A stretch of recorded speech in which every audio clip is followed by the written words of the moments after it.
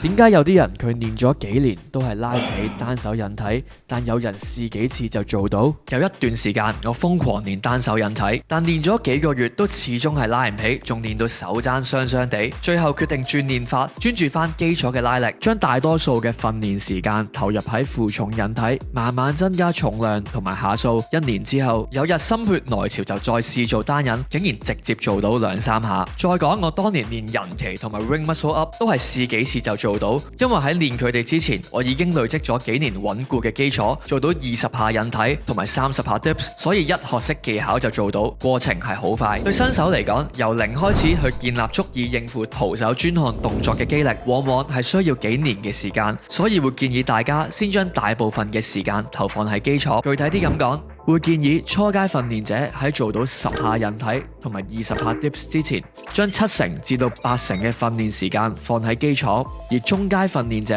喺做到5下額外負自身體重50% 嘅引體同埋5下完整嘅胸對牆倒立掌上壓之前，將5成嘅訓練時間放喺基礎。正如我成日同啲學生講，大力出奇蹟。